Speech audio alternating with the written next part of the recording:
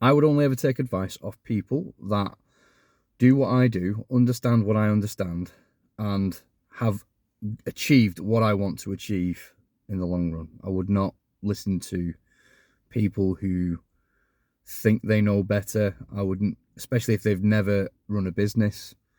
I would never take advice from people who I don't admire myself. I would just simply learn lessons from people who understand what it is to run a business, to do what you do, and go from there, right? I speak to many people through social media, especially in these past couple of years where I've had the YouTube channel. Recently, of me and Phil Rogan have started doing the podcast and stuff like that, and people do reach out to us and ask, our opinion on certain things. And one lad in particular got my attention. To be fair, I'm not going to mention his name, but he certainly got my attention. He's been running his he's been doing window cleaning for about five months. He is finding it difficult. Mentally he's struggling, what have you, and he's thinking about.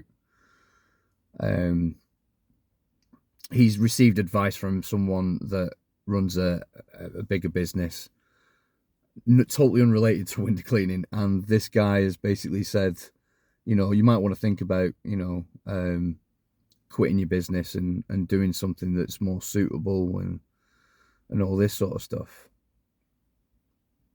And this young lad wanted my opinion on the whole thing, and I was a bit like, well, I wouldn't be taking advice from someone that doesn't understand what it is to run a window clean. Has this person ever run a window cleaning business? No. Has he ever had to do what you've done? No. Why then would you take that person's advice at face value? Going off what this young lad has said, is he's taken this advice literally. This has forced him in his head to sort of confront a truth in his head that he might not be up to running a business, and maybe he should get a job, and maybe he should, get his bearings and decide whether or not it's something he wants to go through with. Fair enough. If you think that this person knows best and you want to take their advice, fair enough. But me personally, I wouldn't. I'd look at, before I did anything, I would establish in my head the truth, okay? And the truth is this: when it comes to running a business, when it comes to life in general, it doesn't get easier, but you do get better at dealing with it. It's not a case of one day you'll wake up and life will be easy, life will be simple, all your problems will solve themselves. It won't work. With the best will in the world, you are the person that has to take ownership of that. And again, it doesn't matter, it doesn't matter whether it's running a business or dealing with loss or whatever, or life in general. You have to understand that it doesn't owe you anything, and you have to work on it and get better. Once you're better at something, you learn lessons. It's like anything else. Remember when, you probably, no one remembers when they learned to walk, but it's one of those. I learned to read pretty late on. Not many people that I speak to can remember learning to read. I can remember learning to read because my granddad and my mum did spend a lot of time teaching me how to read. I learned to read pretty late on, to be honest with you. And I can remember learning and being frustrated and all this sort of stuff, and thinking I'm never going to get it and all this sort of stuff. And my granddad in particular was one of these people that would turn around and say, look, Chris, it's not going to get any easier, but you are going to get better. And you have to understand that. And I think I've just taken that lesson forward. So you can't don't be thanking me for any of that advice. You can thank my granddad for that. But that's a life lesson that you can put forward into anything. So let's say this young lad, he decides actually he wants to back out and he wants to, go and get a job, get his bearings and go again. If for the sake of your mental health you want to do that, then fair enough. But then you have to understand there is a sacrifice, there is a price to pay that comes with that. Starting again is not something that is the easiest thing in the world. And I find a lot of people, when they see something that gets difficult, they stop.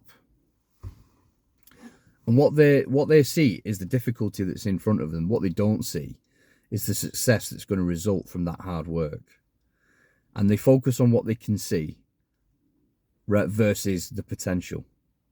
If you can focus on the potential and keep going and keep going and keep going and understand that it's going to be shit, and understand that people are going to piss you off, understand that you are going to be stressed, understand that it's going to be fucking hard work, but understand that having completed all of that hard work and gone through the bullshit and gone through the trenches and dealt with people you don't want to deal with and done the things you don't want to do, at the other end of that, can you see the reward? If you can see the reward, keep fucking going. I would always say to people, especially those that turn around and use mental health as a reason to give up. I am not saying that people should give up. I am not saying that, mental health isn't a thing. It definitely is. Some people are built to withstand adversity and some people are not. If you believe yourself to be able to withstand that stress, withstand that, that constant head bashing, just to get through it, you're going to be the one that's going to succeed. Because I think we have got so used to in a society now where people just understand things as being, people see things as being, that people take things at face value. Okay, they don't look at potential. They look at what they can see, what they can touch, what they can taste, what they can smell. They look at something like, in that respect, they take life at face value. They don't look at potential. They don't look at the upside of hard work. They don't look at the reward unless it's right in front of their face. They can't see it. They can't reach out. Can't imagine it. Can't touch it. It's not tangible. Now, I hark back to when I started my business. I will be completely honest with you. Most people that know how I started a business, stuff like that, will understand that it wasn't a choice for me. I had to do it. But at the same time, there's a mental side to that, which is, get to, for example, just get to Friday, get to the point where you can get paid, get to the point where you can pay your bills, right? And that was my goal to start with. It was like, right, get to Friday, get as much money as you can this week, pay the bills, feed the kids, happy days. And it was living life on a day by day, week by week basis. It was not a long-term plan. It wasn't analysing the market. It wasn't anything like that. It was nothing, there was nothing flash or sexy or attractive about it. It was me and Nicole rushing around trying to feed our kids, and we were up shit creek and raise a wire canoe. And the one thing that stopped me from giving up was my daughters. You can't give up when your inaction or your action will impact positively or negatively on your children. I defy anybody that's got kids to sort of turn around and say, you don't look at your children and feel motivated to push on. I'm sure they exist. But for most people, they look at the children and go, I will do whatever I can to make sure they don't suffer. I will do whatever I can to make sure that they will thrive. And, I can't put it into words just how difficult that is. But what keeps you going is understanding that if you stop, all bets are off. All bets are off. Yes, it's hard. Yes, it's difficult. Yes, it's infuriating at times. And There are days where I just wanted it to stop 100%, but it won't do. And I would love to be able to wave a magic wand and remove stress from people's lives, from every single person on this planet. I would love to wave a magic wand and remove all that mental stress and strain and all. It ain't gonna happen. I can't even wave a magic wand and make all my stress go away. So, you know, you're fucked if you think I can help remove stress from other people. But you've got to have a mindset that understands that, sure, you can't see the reward right now, but can you see the reward down the line? And it doesn't have to be a specific down the line. It doesn't have to be a time, a date. You don't have to have an understanding of exactly when you're going to get a reward, because it's about getting through what you're getting through and, you know, achieving X. And then when you achieve X, you're like, right, on to the next one, and on to the next one, and on to the next one. And it's a slog. And eventually you get to the point where it's like, right, okay, I can feed my children, I'm quite happy, but now I want a little bit more. I want another van, or I want this, or I want the other. Or if you're the guy that just turns around and says, actually, I'm quite happy where I am, and I'm not going to push it anymore.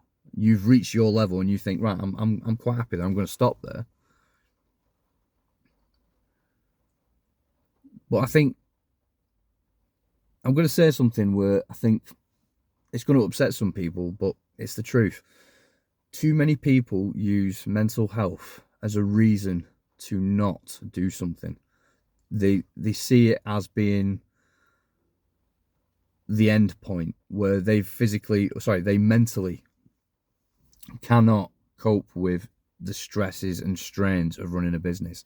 And if that is you, I am sorry.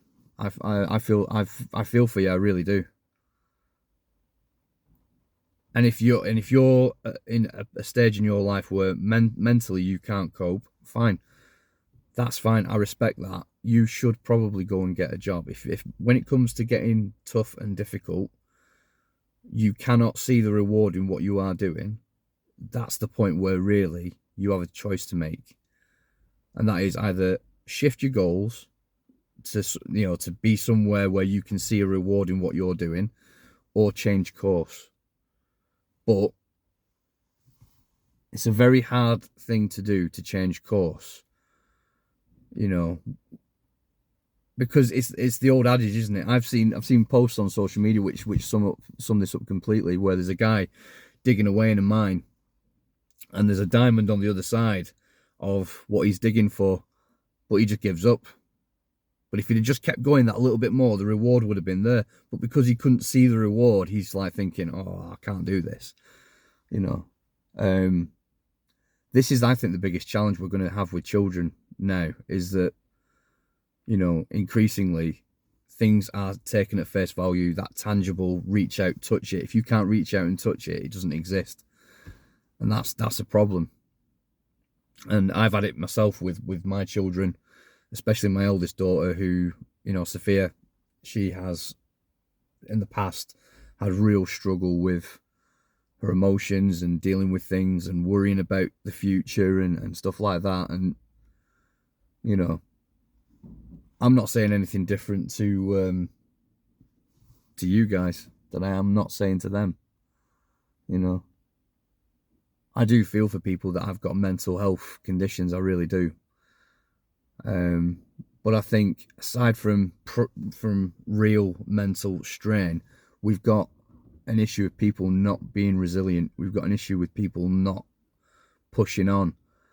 And I think there are more people out there that have capability of doing something than what they're prepared to admit to themselves. And, you know,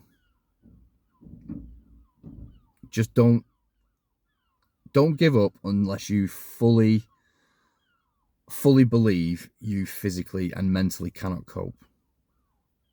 You know, don't try and do everything all in one go. Just do it page by page, chapter by chapter, sentence by sentence if you have to. But literally just move forward a little bit. 0.5% a day. Just keep going. Just keep going. Keep going. And here's the thing, is after a couple of years you still don't see the result, then fair enough. I can't I can't criticize. But too many people give up when the going gets tough. You know, doesn't get easier. You just get better. So.